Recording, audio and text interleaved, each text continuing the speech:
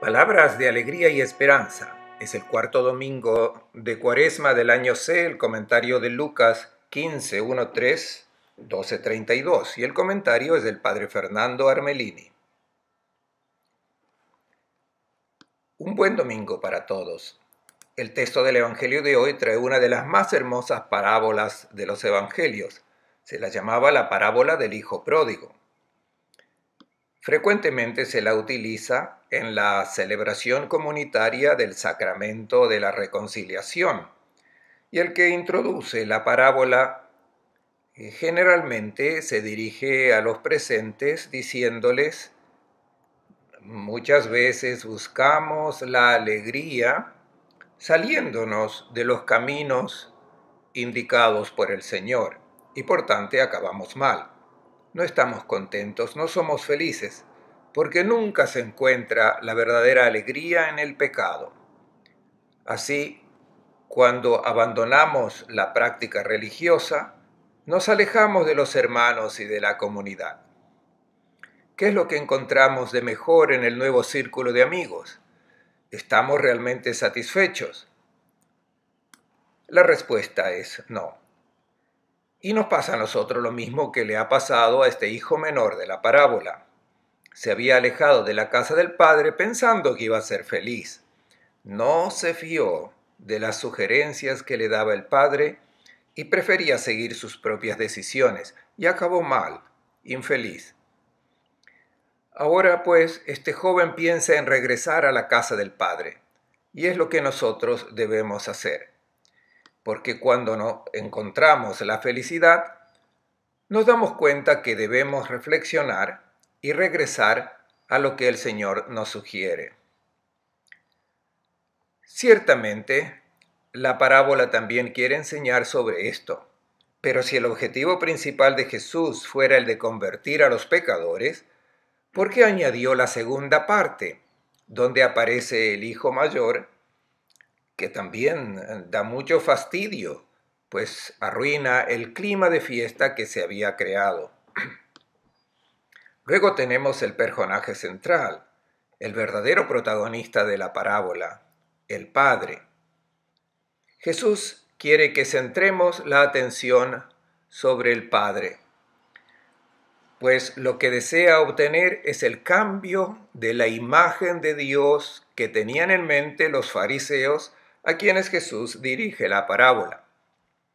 Y esta parábola es muy actual para nosotros, porque hoy somos nosotros los fariseos que continuamos pensando en un Dios que no es el Dios de Jesús de Nazaret.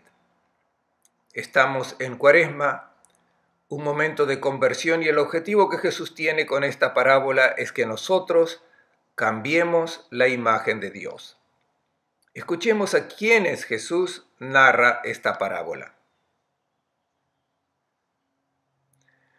En aquel tiempo todos los recaudadores de impuestos y los pecadores se acercaban a Jesús. Los fariseos y los doctores murmuraban: «Este recibe a pecadores y come con ellos». Él les contestó con la siguiente parábola. Decía que es muy importante saber a quiénes dirige Jesús la parábola.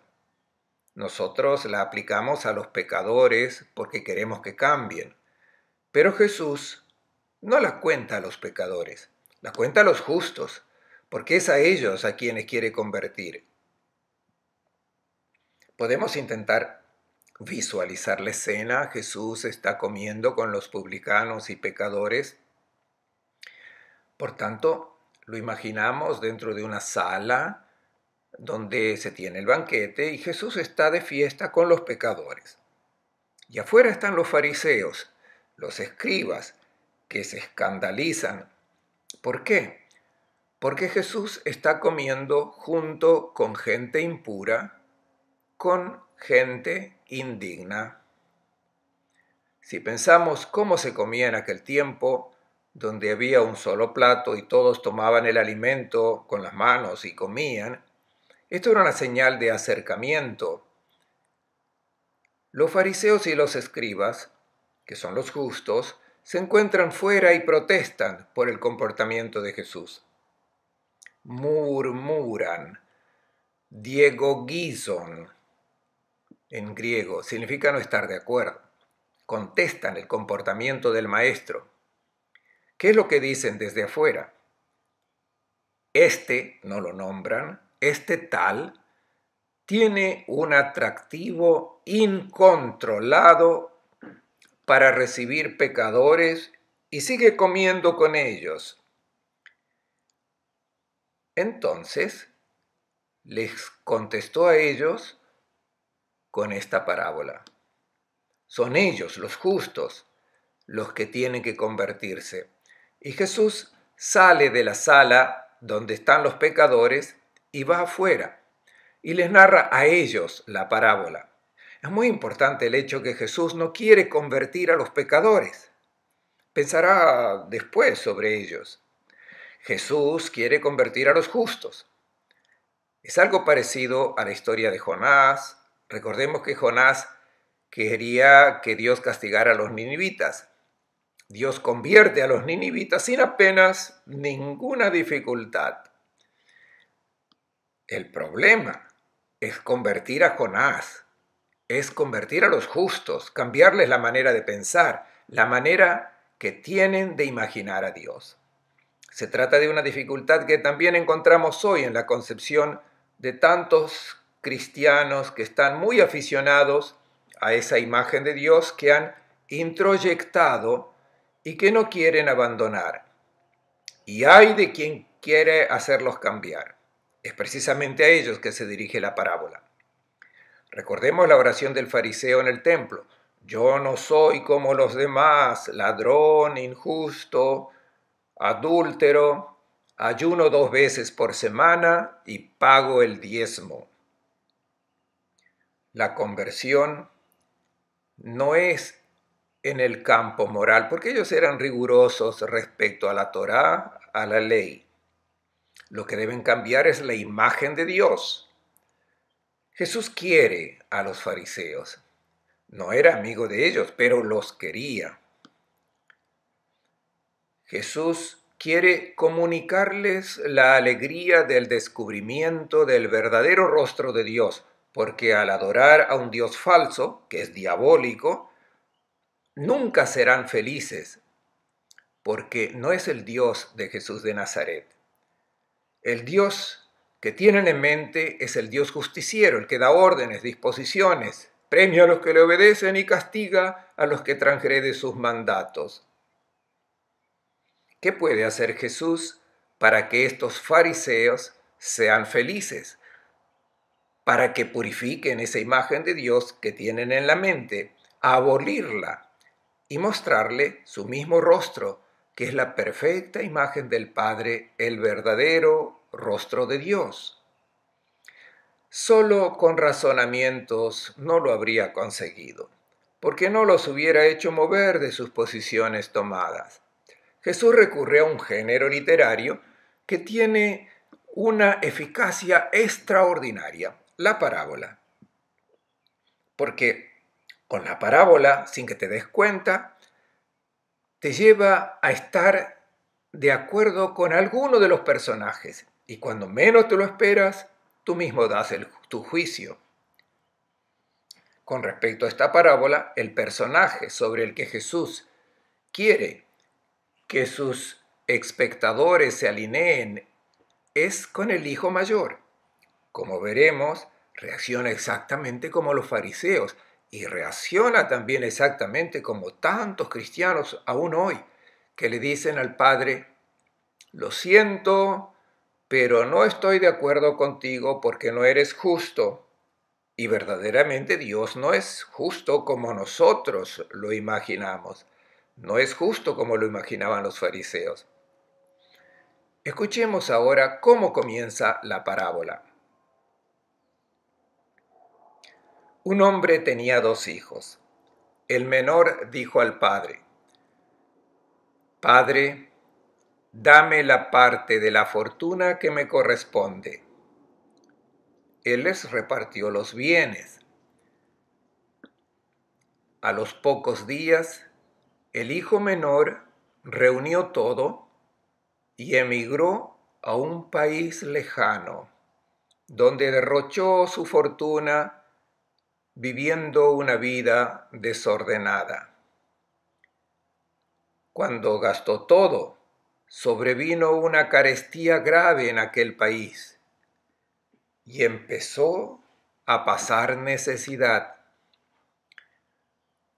Fue y se puso al servicio de un hacendado del país, el cual lo envió a sus campos a cuidar cerdos. Deseaba llenarse el estómago de las bellotas que comían los cerdos, pero nadie se las daba. Entonces, recapacitando, pensó: ¿a cuántos jornaleros de mi padre les sobra el pan, mientras yo me muero de hambre? Me pondré en camino a casa de mi padre y le diré: he pecado contra Dios y te he ofendido. Ya no merezco llamarme hijo tuyo. Trátame como a uno de tus jornaleros. Y se puso en camino a casa de su padre. El hijo menor pide su parte de la herencia, pero no era la mitad, sino una tercera parte, porque 2/3 de la herencia paterna eran para el hijo mayor. ¿Qué implica pedir al padre que aún vive la herencia? Significa: mira, padre, no quiero esperar a que te mueras. Para mí ya estás muerto y sepultado. No existes más. Tu presencia me fastidia. Yo quiero ser feliz y tú eres un impedimento para mi felicidad. Por tanto, yo me voy de casa.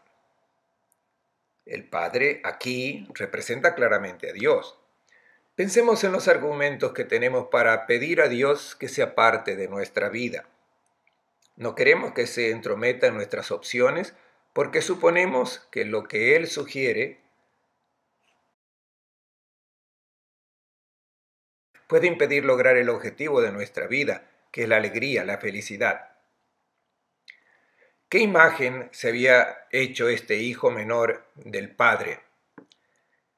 Es la del padre patrón, un antagonista de la libertad.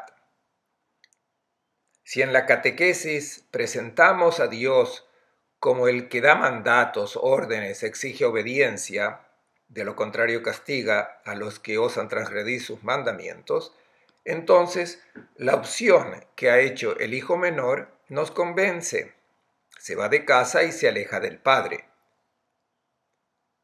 Tenemos que tener cuidado al presentar el rostro de Dios. Hemos insistido tanto en la observancia de los mandamientos, un Dios que exige obediencia. Luego, cuando abrimos los evangelios, ni siquiera encontramos la palabra obediencia, hipakoi en griego. Jesús nunca dice que es necesario obedecer a Dios. No, dice: son hijos del Padre del cielo, deben asemejarse a Él. De aquí la importancia de entender bien qué rostro tiene el Padre del cielo. Lo que tienen en mente los fariseos y muchos cristianos de hoy no es el verdadero rostro de Dios. Se asemeja a la imagen del Padre del Hijo Menor, un Dios que nos hace escapar de casa. De hecho, después de no mucho tiempo, el hijo menor recogió sus pertenencias y se fue a un país lejano. Y despilfarró todo con una vida disoluta. Ciertamente no fue una decisión improvisada, estaba ya premeditada, pues su corazón ya se había alejado de su padre porque el padre le molestaba. Lo veía como un tirano que impone su voluntad y no le permite hacer lo que él quiere. Los años de juventud son pocos, pasan como un soplo, y se tiene el peligro de perder las mejores ocasiones, tiempo precioso. para gozar de la vida. Y es así. Pero es injusto pensar que la culpa sea toda de la insensatez de este hijo menor. Dentro de poco conoceremos a su hermano y muy rápido intuiremos qué clase de persona es, cómo piensa, cómo razona. Es un tipo orgulloso de su perfecta observancia de las órdenes del padre, arrogante, moralmente íntegro e intolerante, con quien no comparte su compromiso y su manera de vivir su vida en casa. Un ritmo frenético en el trabajo. Nos daremos cuenta que vivir al lado de una persona que se tiene por perfecto, que juzga y que reprende, no es fácil vivir juntos. No es algo agradable. Hoy en nuestras comunidades cristianas buscamos a los machos cabríos expiatorios por los abandonos en la iglesia. Acusamos la mentalidad hedonista de nuestra sociedad, la degradación moral. Pero si las iglesias están vacías, ¿será solamente culpa del hijo menor que se ha alejado con sus caprichos? ¿No tendrán también culpa y responsabilidad los hermanos mayores? El hijo menor se ha alejado. El destino, dice la gente, es siempre así, acabará mal, porque la vida fácil no dura mucho, aunque se tenga dinero. En cierto momento de la vida, los ídolos que te han ilusionado ya no te satisfacen más. Y si se acaba el dinero, esa vida buena acaba antes. Y llega la carestía, la insatisfacción. Estamos hechos para la alegría y el placer que no lleva a la alegría, no viene de Dios. Y nosotros estamos hechos para la alegría y es la alegría que Dios quiere que nosotros vivamos. ¿Qué hizo en el momento de desesperación? Fue asociarse con laumai, significa emplearse a un patrón de esa región que lo mandó a cuidar cerdos. ¿Qué le ha pasado a este joven? No quiso compartir la vida en la casa del padre, con los proyectos del padre, porque quería ser independiente, autosuficiente, autónomo. Pero veamos dónde fue a acabar fuera de la casa del padre. ¿Experimentó la libertad como él quería? No, quedó esclavo, y esta vez no de un padre, sino de un tirano. Está obligado a trabajar para un extraño, haciendo un trabajo inmundo y lo más lejano de la vida de lo que podía haber imaginado. Ha abandonado la casa del Padre, se ha alejado de Dios, se engaña al querer ser el Dios de sí mismo. Siempre cae en manos de nuevos patrones, nuevos explotadores. Son ellos los que deciden por su vida, son los que dan órdenes y las hacen cumplir, aunque sean repugnantes, indignas de una persona. Es lo que dice la parábola, cuidar cerdos, obligados a hacer cosas donde uno acaba sintiendo vergüenza, si es que aún queda un mínimo de dignidad. Pensemos, ¿para qué sirve la esclavitud al dinero? ¿A qué obligaciones es necesario descender para tener éxito, para obtener reconocimiento? Estos patrones te hacen realizar acciones que no hubieras querido hacer nunca. Explotar a los más débiles, hacer trampas, mentir, adular, hacer cosas que te dan vergüenza. Es que el pecado siempre promete mucho más de lo que puede darte. Te lleva siempre más lejos de donde tú pensabas llegar. Y ahora llega el hambre, la necesidad de alegría de plenitud de vida. Lo tienta a robar las algarrobas de los cerdos, una pincelada muy eficaz para descubrir el nivel de miseria en el que cae el que se aleja de Dios. Notemos cómo, en esta situación de no felicidad, no hay nadie que esté dispuesto a darle una mano. El que se aleja de Dios y entra en una sociedad apegada a los ídolos, el placer, el dinero, el éxito, la carrera, no hay nadie que te dé una mano a no ser que sea por interés. Si hay algo que pueden recibir en cambio, entonces te ayudan. De lo contrario, no. Cuando el ideal es el enriquecimiento, el sobresalir, adquirir el poder, el dominio, el placer a cualquier precio, allí reinan las reglas de la competición. Si eres derrotado, te echan fuera. Te ayudan si tú les puedes dar un empujón para su éxito. Esta es la situación en que cae el que va detrás de los ídolos y se deja guiar por ellos, y no de Dios que te quiere feliz. Y ahora este joven reflexiona y dice: ¿cuántos asalariados en la casa de mi padre tienen pan en abundancia y yo me muero de hambre? ¿Qué puedo hacer? Regresaré a la casa del padre y le diré: no me trates como un hijo, sino como un esclavo, para que tenga algo que comer. Y, dicho y hecho, comienza el regreso. Y ahora la pregunta: ¿estaba arrepentido este joven cuando decide regresar?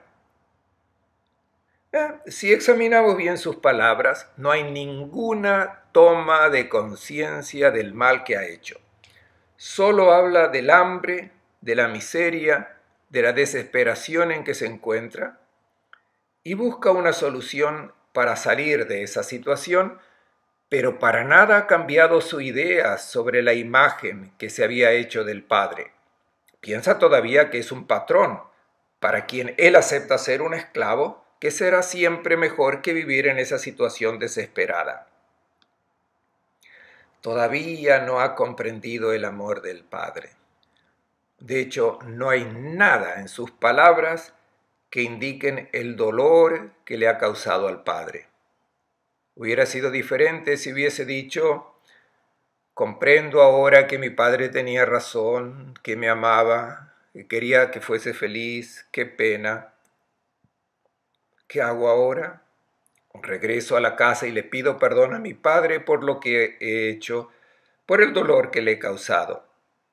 Ya no soy digno de sentarme a comer con él. Yo merecería morir porque soy indigno de un padre que me ha amado tanto. Entonces la parábola tendría otro significado. Pero este hijo no está arrepentido, simplemente tiene hambre y acepta regresar a casa porque es mejor que ser esclavo allá que estar sujeto a un patrón que le manda a cuidar cerdos.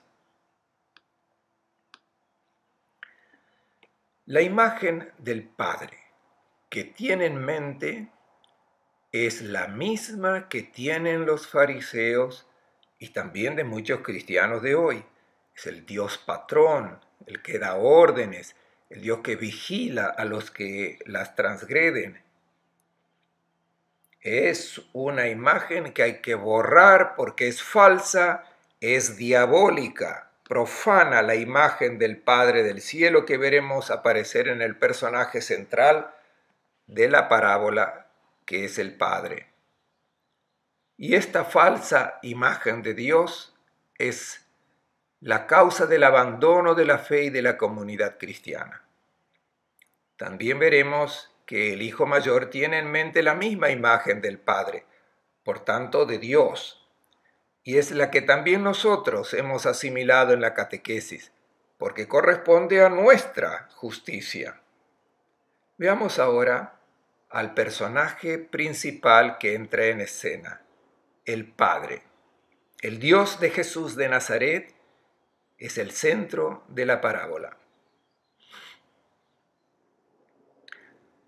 Estaba aún distante cuando su padre lo divisó y se enterneció. Corriendo se le echó al cuello y le besó. El hijo le dijo: Padre, he pecado contra Dios y te he ofendido. Ya no merezco llamarme hijo tuyo. Pero el padre dijo a sus sirvientes, enseguida traigan el mejor vestido y vístanlo. Pónganle un anillo en el dedo y sandalias en los pies. Traigan el ternero engordado y mátenlo. Celebremos un banquete, porque este hijo mío estaba muerto y ha revivido. Se había perdido y ha sido encontrado. Y empezaron la fiesta. Tenemos 5 verbos en esta parábola que presentan el rostro de este padre. El rostro que ninguno de los 2 hijos haya comprendido, haya visto. El primero estaba aún distante cuando su padre lo divisó. Quiere decir que lo estaba esperando impacientemente, esperando que su hijo regresase, porque era la única manera de que fuera feliz. Esta es la mirada de Dios. La mirada de Dios que nunca abandona a sus hijos, no para tomar nota de sus errores, de sus pecados, sino porque los ama, porque los quiere feliz. Este verbo cancela inmediatamente a ese Dios que está atento y tomaba nota de todos nuestros errores. Este Dios no existe, es una imagen diabólica de Dios. Dios es solo amor y espera a sus hijos e hijas, aunque no estén arrepentidos, como este joven. Dios los ama perdidamente. No quiere decir que justifica los errores que cometen, sino que distingue muy bien entre el pecado y el hijo a quien ama perdidamente y siempre lo amará. Segundo verbo, se enterneció.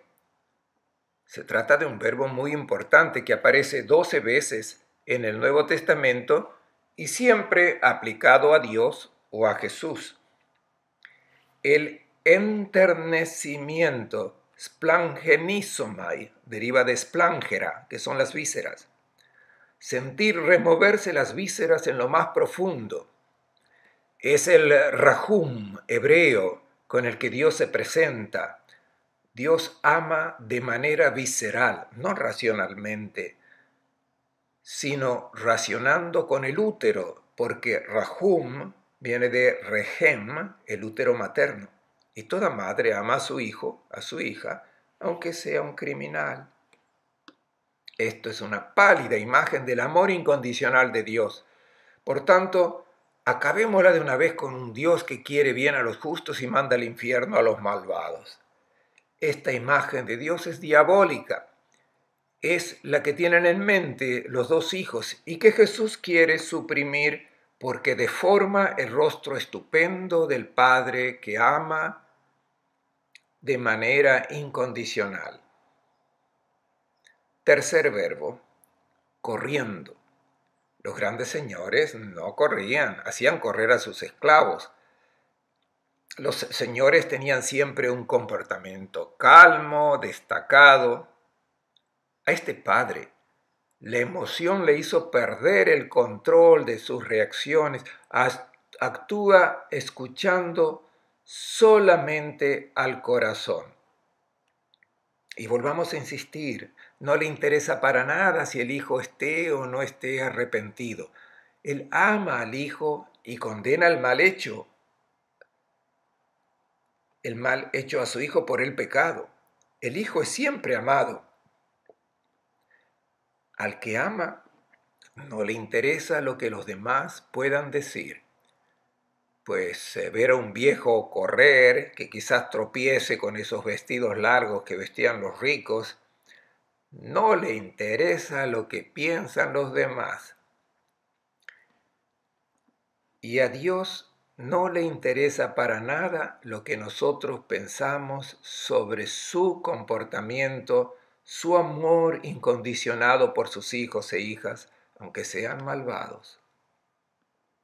Cuarto verbo, se le echó al cuello. no es que lo abrazó. El texto griego dice epepesen epiton tragelon autú, que quiere decir se le cayó al cuello. Es una imagen diferente del abrazo. O sea, corriendo y casi tropezando por el ansia que tenía de abrazar al hijo, se deja caer sobre el cuello del hijo y lo besó. No, catafilein quiere decir que no dejaba, no paraba de besarlo. Ahora el hijo trata de repetir el pequeño discurso que había preparado para que el padre lo volviese a recibir, a quien no reconoce realmente como padre, sino como un patrón. Y el hijo le dijo: Padre, he pecado contra Dios y te he ofendido, ya no merezco llamarme hijo tuyo. Pero el padre lo interrumpe porque no quiere ser tenido como el patrón que da órdenes y que en el lugar de los hijos tenga esclavos. Esta es la tragedia de Dios, que todos en su casa lo tengan como un patrón, que da la paga al fin de la vida a quienes lo han merecido y castigo para aquellos que han transgredido sus órdenes. El Padre no soporta que aún se tenga esta imagen sobre él. Es por esto que el Padre interrumpe el discurso que el Hijo había preparado a lo largo del camino. También hoy, todas las personas piadosas y devotas se tienen como empleados, son personas respetuosas del deber, pero son siervos, y Dios no quiere que nosotros seamos siervos. Esto también pasa en todas las religiones, no solo en la religión cristiana, porque resulta normal y espontáneo imaginar a un Dios de esta manera. Pero este no es el Dios cristiano, el Dios de Jesús de Nazaret. Esta es la novedad, este es el evangelio que nosotros debemos anunciar. El Dios que es amor incondicional. Cuando se ama por interés, para acumular méritos, esto no es amor, es obedecer por miedo al castigo, no es amor. El Padre no quiere que lo imaginemos de esta manera. Y en vez de dirigirse al Hijo, se dirige a los que ahora deben preparar la fiesta. Enseguida traigan el mejor vestido. No es el vestido de los siervos, sino esa larga túnica, la de los hijos, la que hace parecer al Padre del cielo. Recordemos que Pablo habla de revestirse de Cristo. Es el vestido que nos hace reconocer como hijos del Padre del cielo, para que amemos incondicionalmente como Él.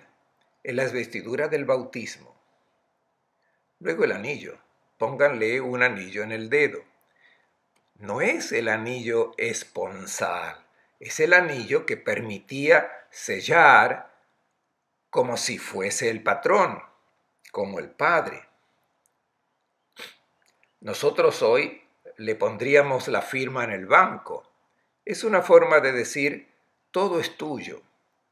Y recordemos siempre que al Padre no le interesa que si el Hijo estaba arrepentido o no. Está en casa y es mi Hijo a quien amo a pesar de los errores que ha cometido.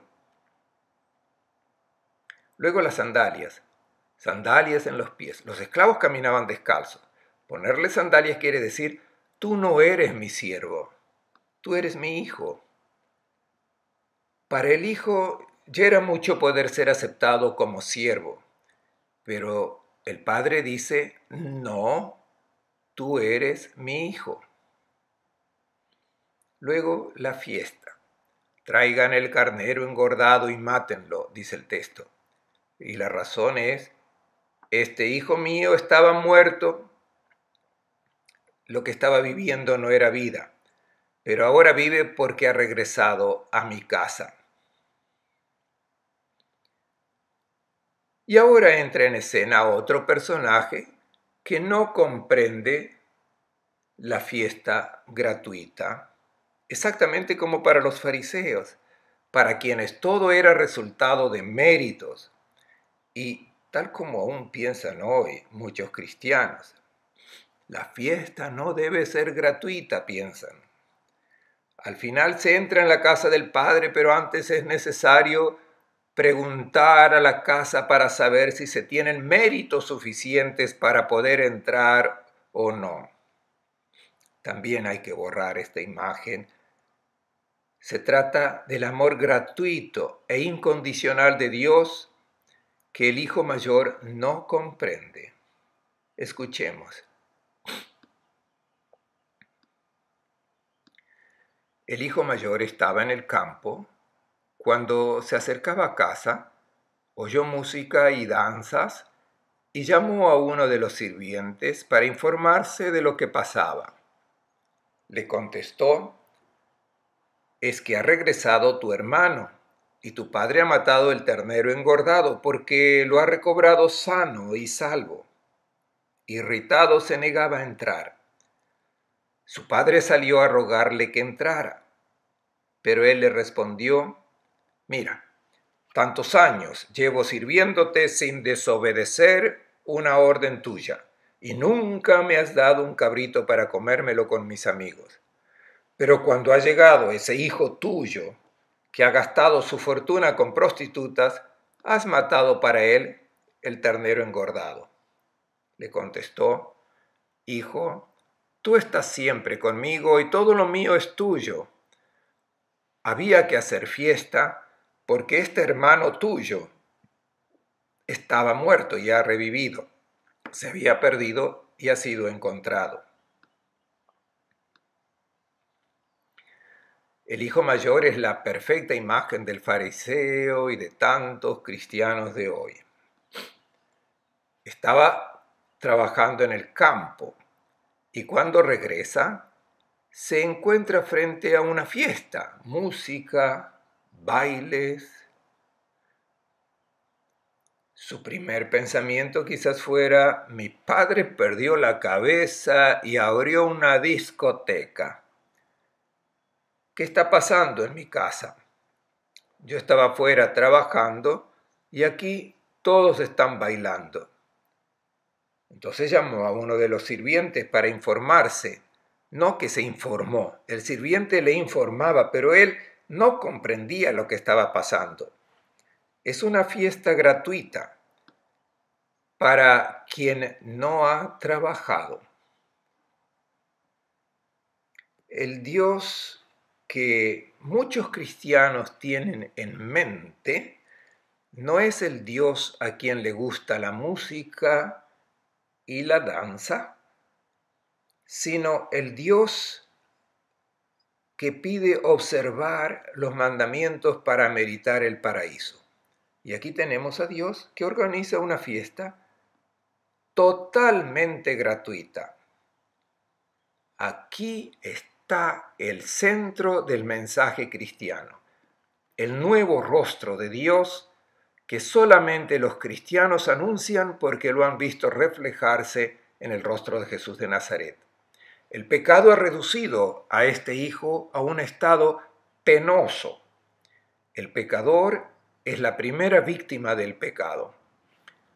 Y Dios, el Padre, no añade otro mal al que uno se ha hecho. Para el Padre, este hijo siempre ha sido amado. Es amable para el Padre.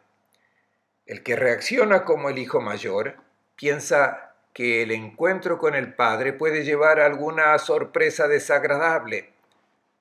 Puede ser severos.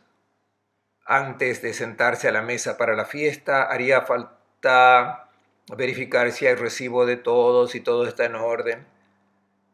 Pero hay que hacer desaparecer este rostro de Dios porque no es el Dios de Jesús de Nazaret.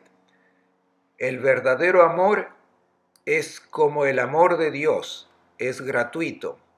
Y cuando nosotros pensamos que este rostro de Dios pueda permitir hacer que las cosas sean malas, pues no es así. Es exactamente lo contrario.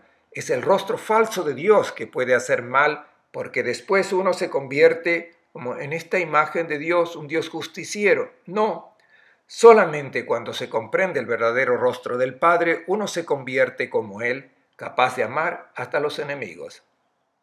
¿Qué responde el sirviente?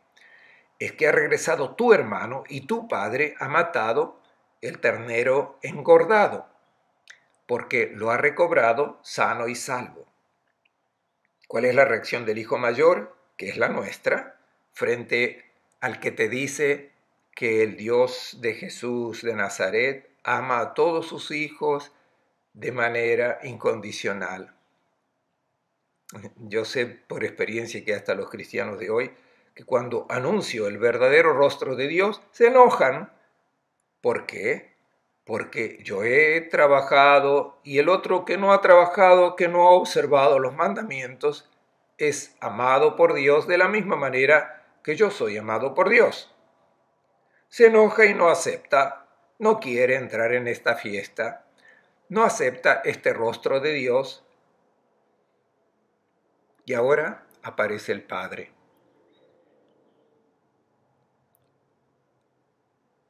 Lo consolaba, pero el hijo mayor le respondía al Padre. Examinemos bien esta respuesta, porque nos daremos cuenta que responde a nuestra manera de pensar, no acepta esta imagen de Dios. ¿Qué dice? Mira, tantos años llevo sirviéndote. Qué palabras tan duras las que tiene para su padre. Y de hecho, no lo llama padre. Mira, yo vivo sirviéndote. Ante todo, quiero notar que en el texto 13 veces se nombra al Padre. 7 veces lo emplea el cronista que narra la historia. 5 veces lo encontramos en la boca del hijo menor y una vez por los servidores que se dirigen al hijo mayor, tu padre. Pero no encontramos en los labios del hijo mayor la palabra padre.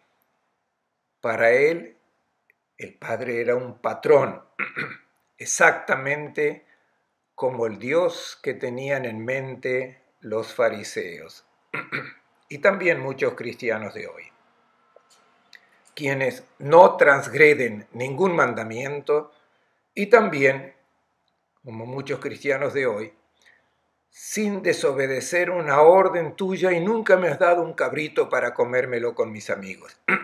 Nunca me has dado. El padre dice, ¿por qué no lo hiciste? Todo es tuyo. Pasa que eres incapaz de hacer fiesta. Para ti, la relación conmigo y con mi casa es la del siervo, no la del hijo que se siente feliz. Yo no veo la hora en que hagas una fiesta porque quiero que seas feliz, pero tú no te animas a tomar un cabrito y me lo pides porque me consideras un patrón. No has comprendido quién soy yo para ti. El padre se encuentra en una situación dramática porque ninguno de sus dos hijos acepta su rostro amable. El hijo mayor ni siquiera considera como hermano al hijo menor. Dice, cuando ha llegado ese hijo tuyo que ha gastado tu fortuna con prostitutas y para él has organizado una fiesta gratuita. Es el retrato perfecto del fariseo observante y escrupuloso que en el templo se dirigía al Señor.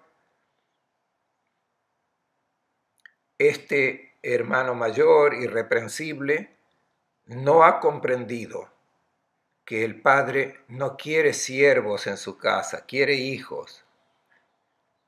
El Padre le responde, Hijo, tú estás siempre conmigo y todo lo mío es tuyo.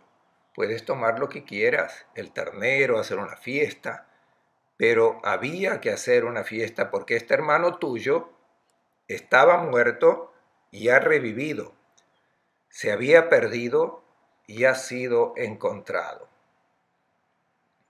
La parábola no ha acabado. Entró el hijo mayor en la fiesta y el hijo menor se quedó definitivamente para siempre en casa. Cada uno podemos concluir la parábola como nos parezca mejor.